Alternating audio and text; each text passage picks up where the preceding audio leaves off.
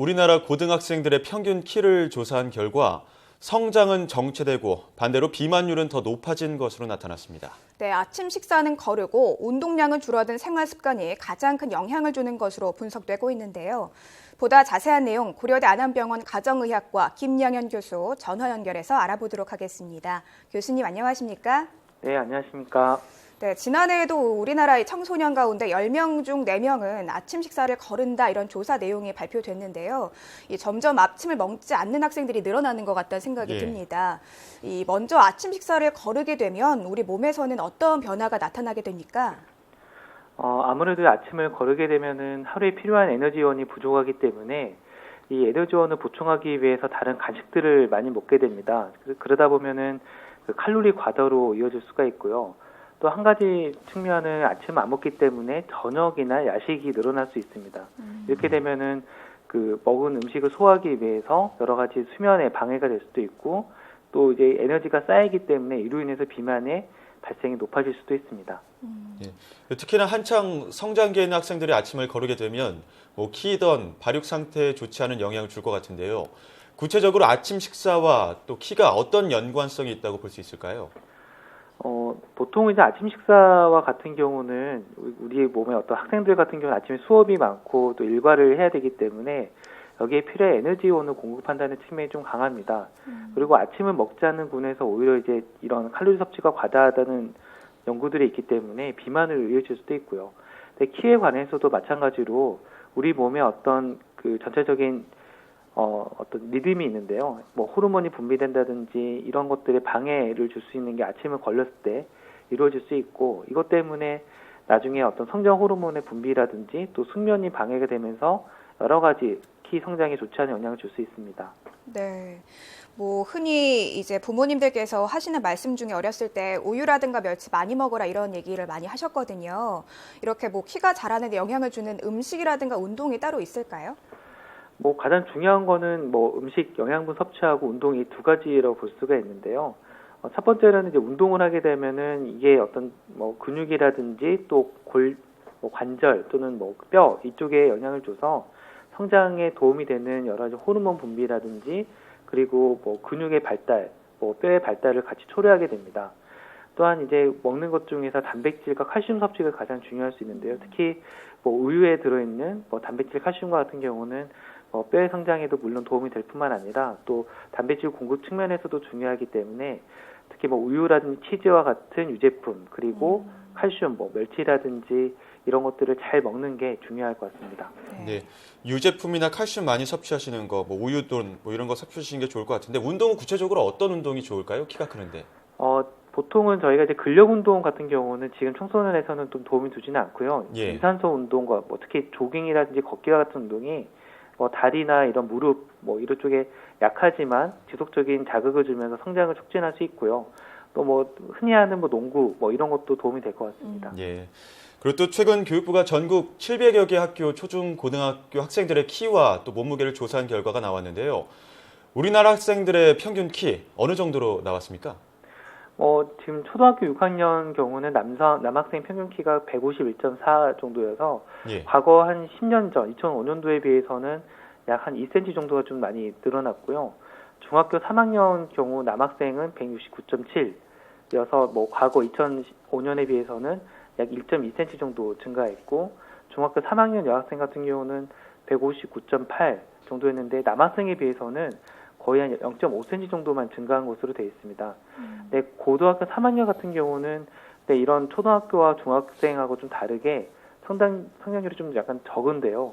2010년, 2005년도에는 각각 173.7, 173.6cm였는데 이번에는 173.5cm로 큰 변화가 없고 오히려 좀 작아진 경우가 좀 있는 것 같고요.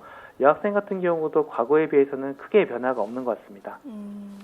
그렇다면 이 고등학교 3학년 학생들 같은 경우에는 초등학교, 중학교와 다르게 키가 줄어들거나 정체됐다고 설명해 주셨는데 그 원인은 무엇이라고 볼 수 있습니까? 만약 이런 분석과 같은 경우는 저희가 어떤 사회생활이나 아니면은 여러 가지 그 환경 혹은 생활 습관 변화가 가장 큰 영향을 줄 수 있을 것 같은데요. 물론 고등학교 3학년 때 굉장히 스트레스를 많이 받고 그렇긴 하지만 이 고등학교 지금 현재 3학년에 속한 그 학생들이 뭐 중학교나 초등학교 때 보통 성장이 대부분 이루어지기 때문에 이때 당시에 어떤 뭐 영양이라든지 학교 급식 또는 운동, 체육 활동이 어떻게 이루어졌는지를 알아보는 게 좀 중요한 요소가 될 수 있고 유독 만약에 고등학교 3학년 지금 현재 있는 그 학생들에게서 이런 키가 어떤 정체가 돼 있다고 한다면 그런 어떤 교육 정책이나 다른 영양 정책에 어떤 문제가 있지 않았나 한번 볼 필요가 있을 것 같습니다. 네. 네. 뭐 운동이라든가 식습관, 스트레스 영향 같은 걸 다각적으로 한번 분석을 해봐야 된다는 말씀을 해주셨는데요. 아침 식사를 거르는 학생의 경우에 이 빈속으로 하루를 시작하기 때문에 과자나 빵 같은 간식으로 또 영양을 채우는 경우도 있다 이런 말씀도 해주셨는데 이런 경우에 비만으로 이어질 가능성은 더 높지 않을까요? 보통 이제 아침을 거르는 경우는 뭐 이 전체적인 칼로리 섭취가 줄어들 것으로 많이 예상을 하지만 예. 실제적으로 연구를 해보면은 아침을 먹는 사람이 아침을 먹지 않는 사람에 비해서 칼로리 섭취가 더 적다라는 연구도 있고요. 또 아침을 먹었을 때 전체적으로 하루 동안 유지되는 포만감이 더 높다라고 하는 연구도 있습니다.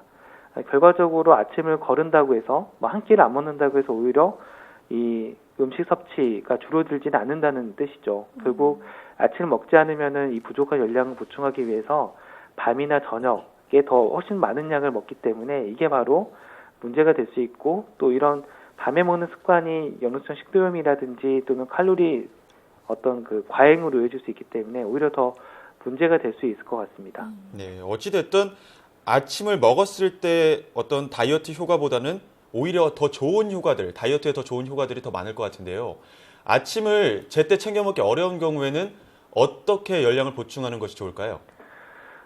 사실 지금 뭐 학생들 같은 경우는 아침에 굉장히 좀 일어나기가 어렵고 또 이제 먹을 수 있는 시간이 많지가 않은데요. 사실 이럴 때일수록 이제 어머니께서 좀 챙겨주는 것도 굉장히 필요합니다. 근데 이제 맞벌이인 경우는 또 이거를 또 챙겨주기 어렵기 때문에 가능하면은 뭐 좀 아침에 미리 아니면 저녁에 미리 만들어 놓고 음식 같은 경우를 아침 일어나자마자 한 5분에서 10분 정도에 먹을 수 있도록 하는 게 좀 중요할 것 같고요. 만약에 아침 식사 시간이 충분치 않다면 그 학교에 가서 잠깐이라도 뭔가를 먹을 수 있도록 이런 생활 습관을 길러주는 게 중요하고 특히 빵이라든지 이런 과자류 섭취가 탄수화물이나 지방 함량이 높기 때문에 이런 음식들은 가능한 자제하고 좀 뭐 계란이라든지 우유와 같은 좀 단백질을 좀 더 많이 함유하고 탄수화물도 좀 적절히 들어간 그런 뭐 음식들을 준비하는 게 도움이 될 것 같습니다. 네. 아무래도 이 아침 식사를 거르거나 좀 운동을 하지 않는 습관은 성인까지 이어질 가능성이 크기 때문에 더 우려스러운데요. 마지막으로 우리나라 학생들이 건강한 이 생활 습관을 갖기 위해 뭐 좀 참고하면 좋을 것 같은 그런 방법들이 있을까요? 가장 중요한 거는 영양 섭취라든지 또 수면 그리고 운동 이 세 가지가 가장 중요할 것 같은데요.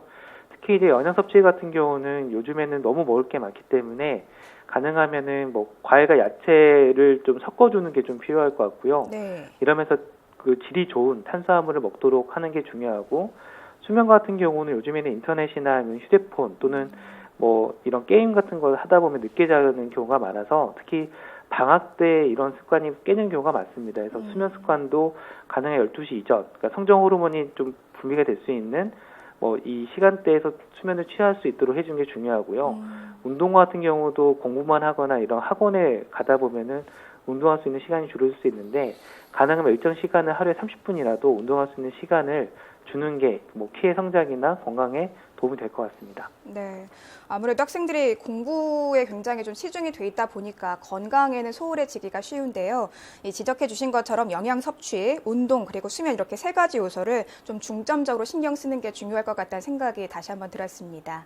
네, 지금까지 고려대 안암병원 가정의학과 김양현 교수와 함께 이야기 나눴습니다. 교수님 오늘 말씀 잘 들었습니다. 네, 감사합니다. 네, 이렇게 불가피하게 아침 식사를 준비할 시간이라던가 드실 시간이 부족하다면 요즘 건강 주스 만드는 방법도 많이 나와 있으니까요. 균형 있게 섞어서 이렇게 드시면 더 좋을 것 같습니다. 네, 그리고 아무래도 이 청소년기에 좋은 생활 습관을 가질 수 있도록 부모님들께서 신경 써주시는 것도 무척 중요할 것 같습니다.